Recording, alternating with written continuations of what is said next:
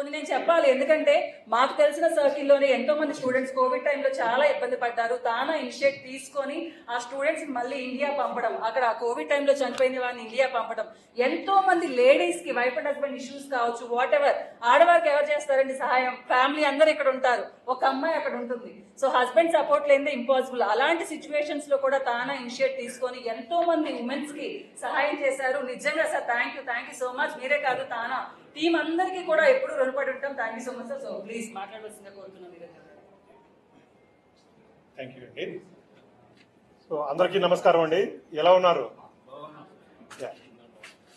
ఖమ్మ global federation KGF brochure inauguration సందర్భంగా ఇక్కడికి వచ్చేసినటువంటి మీ అందరికీ, ఖమ్మ సోదరులు సోదరీమణులు అందరికీ కూడా నా హృదయపూర్వక నమస్కారాలు, కృతజ్ఞతలు అండి.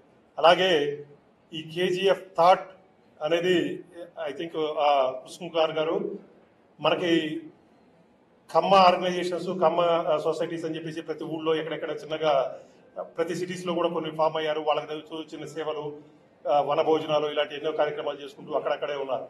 కాకపోతే వీళ్ళందరినీ కూడా ఒక అంబ్రెల్లా ఆర్గనైజేషన్ కిందకి తీసుకొచ్చి, మనందరినీ కూడా ఒక అంబ్రెల్లా కిందకి తీసుకొచ్చి కమ్మవారందరినీ, నాకు తెలిసి దీని ముఖ్య ఉద్దేశం కూడా కమ్మవారిని, ప్రపంచంలో ఉన్నటువంటి కమ్మవారిని అందరినీ కూడా ఒక చోట చేర్చగలగడం అనేది దీని యొక్క ముఖ్య ఉద్దేశము.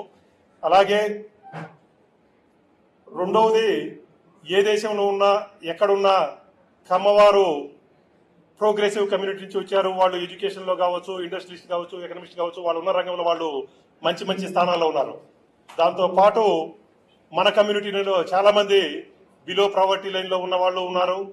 వాళ్ళందరికీ కూడా మనం చేయగలిగిన సహాయం, ఎందుకంటే ఈ ఆర్గనైజేషన్స్ ఎన్ని ఉన్నా, ఏ ప్లేస్ లో ఉన్నా, ఎక్కడ ఉన్నా కూడా మన అనుకునే వాళ్ళకి సహాయం చేయగలిగితేనే మనకు తోచినంత మనం చేయగలిగినంత కమ్యూనిటీలో హెల్ప్ చేయాల్సిన అవసరం అయితే ఉంది. మేమైతే యుఎస్ లో తానా తరపున తెలుగు కమ్యూనిటీ అందరికీ కూడా అక్కడ ఉన్న డోనర్ సహాయంతో అక్కడ సపోర్ట్ చేస్తా ఉన్నాం.